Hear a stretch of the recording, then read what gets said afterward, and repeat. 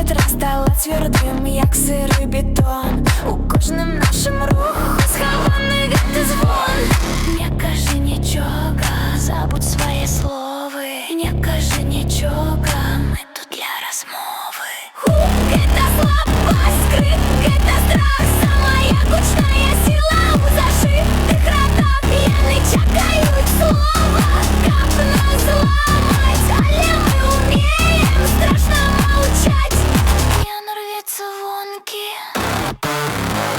пьяно режа горло. Sudden scream.